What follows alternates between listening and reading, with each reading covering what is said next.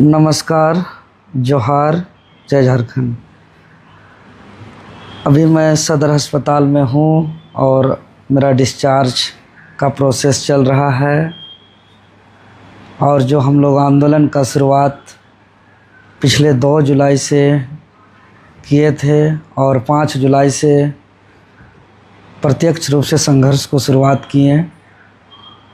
25 जुलाई से बापू वाटिका मोराबादी रांची से सत्याग्रह का शुरुआत और फिर जयपाल सिंह मुंडा स्टेडियम से इसको आगे बढ़ाए और 2 अगस्त से भूख हड़ताल का यह छात्र आंदोलन, जिसको पूरा झारखंड ही नहीं पूरा देश के साथ साथ अन्य देश के लोगों भी समर्थन किया।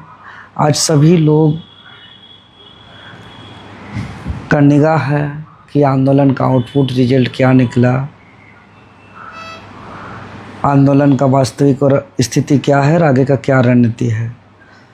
तो सबसे पहले मैं धन्यवाद देता हूं कि हम लोग का जो जेपीएससी जेएसएससी भ्रष्टाचार मुक्त भर्ती अभियान का प्रथम चरण था वो सफल हो गया।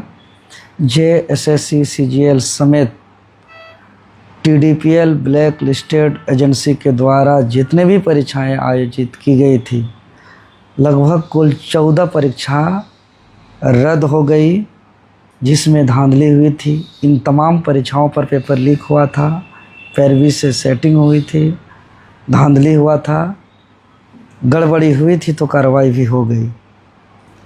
ये प्रथम चरण का जीत है। इसको लेकर के मैं झारखंड के तमाम समर्थन करने वाले छात्रों को, सम्मानित शिक्षकों को, अभिभावकों को, सम्मानित प्रेस मीडिया बंधुओं को, पुलिस प्रशासन के मित्रों और मेडिकल टीम और जो भी आंदोलन में विधि व्यवस्था को लेकर के दिन रात छोटे छोटे चीज़ों का प्रबंधन किए, उनको विशेष रूप से धन्यवाद, आभार। उनको भी धन्यवाद जो आंदोलन स्तर से दूर रह करके हम लोग का मनोबल बढ़ाया, मोटिवेट किया। वो अजनबी को भी धन्यवाद जो आंदोलन को पानी का और छोटे छोटे चीज़ों को दिन रात ऑनलाइन के माध्यम से ब्लिंकिट के द्वारा, जोमेटो के द्वारा सपोर्ट किया। चूँकि इस आंदोलन का शुरुआत एगो दरी से किए, 1 सप्ताह बाद एक तिरपाल का व्यवस्था किए थे।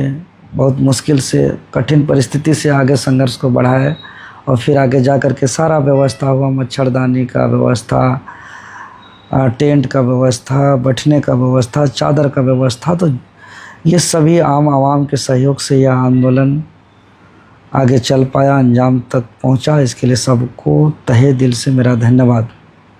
विशेष रूप से झारखंड सरकार को धन्यवाद, माननीय मुख्यमंत्री जी को धन्यवाद। जो मांग हम लोग उठाए थे, जो बात सच और तर्क और ठोस सबूत के साथ रखे थे, उनको गंभीरता से लेते हुए कार्रवाई किया और छात्र को न्याय दिलाया। साथ ही साथ मैं आप लोग को बताना चाहता हूं कि हम लोग का आगे का जो रणनीति है, चूँकि अपने जीवन में मैं कई एग्ज़ाम को रद्द होते हुए देखा है। आज 14 एग्ज़ाम रद्द हुई और वो सारे एग्ज़ाम जो भी हम लोग डिमांड किए थे, इसमें से 2 एग्ज़ाम तो ज्वाइनिंग किया हुआ था, जेएसएससी सीजीएल और 11वीं से 13वीं जेपीएससी, और वो भी आज रद्द हो गया। और जो सीजीएल अभी रद्द हुआ, यही सीजीएल इससे पहले जब परीक्षा हुई थी उस पर भी पेपर लीक हुआ था, धांधली हुई थी। और 28 जनवरी 2024 का वह तारीख सबको याद होगा कि जेएसएससी कार्यालय के समक्ष आंदोलन कर रहे थे। उस दिन भी बहुत पीड़ा को झेलना पड़ा, एफआईआर भी हुआ, पुलिस बल का प्रयोग को भी सामना करना पड़ा, लेकिन अंततः उस दिन भी रद्द हुई थी। और वही सीजीएल जब दोबारा परीक्षा हुई फिर से आज रद्द हुआ, जबकि इससे पहले जब हम एक ब्लैक कलर का ट्राउजर जो आप पुलिस घसीटते हुए जो आप फोटो वायरल देखे होंगे, वही सीजीएल के समय ही लड़ाई लड़ रहे थे, लेकिन उस टाइम सफल नहीं हुआ। आज हमें भी दुख होता है कि भाई कई छात्र का ज्वाइनिंग हो चुका है, कुछ जेन्युइन भी होंगे और उसका आज रद्द हुआ, लेकिन ये आवाज़ को पहले उठाए थे, तब सरकार नहीं मानी। हालांकि कुछ अच्छी चीज़ों के लिए कुछ कुर्बानी देना पड़ता है, और जो जेन्युइन स्टूडेंट है उसको घबराना नहीं है, उसके साथ ज़रूर न्याय होगा। और मेधावी जो डिजर्विंग स्टूडेंट है उसके लिए तो बिल्कुल घबराने की आवश्यकता नहीं है, जो ईमानदार हैं निश्चित तौर पर।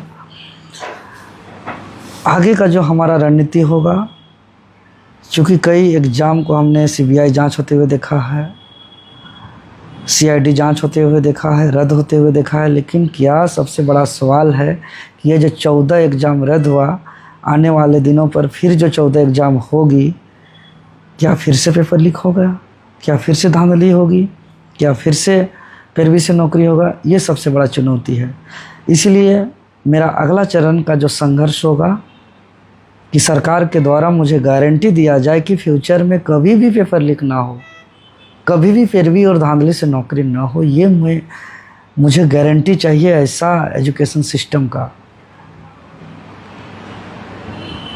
जो आज पहला दूसरा क्लास में है, चौथा पाँचवा क्लास में है, स्कूल में है, मैट्रिक इंटर में है, जो भविष्य में प्रतियोगी परीक्षा का सामना करेंगे, जिसका भविष्य प्रतियोगी परीक्षा पर निर्भर है, जो बच्चे अपने सपनों की तलाश किताबों में करते हैं, जो कठिन परिस्थिति में पढ़ते हैं, वो फ्यूचर में ऐसा संघर्ष करना ना पड़े। बहुत तकलीफ़ है, भूखे प्यासे रहना, पुलिस बल का सामना करना, FIR लेना, कमज़ोर शरीर पर डेली जांच के नाम से ब्लड निकालना, सलाइन से ज़िंदा रहना। हम नहीं चाहते हैं कोई दूसरा माँ का बेटा या बेटी को ये कुर्बानी देना पड़े।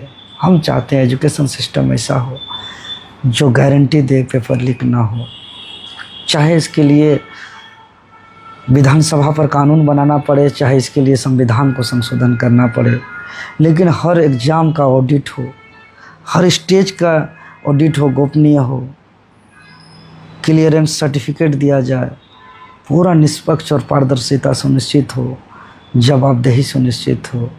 इसको लेकर के आगे संघर्ष जारी रहेगा। और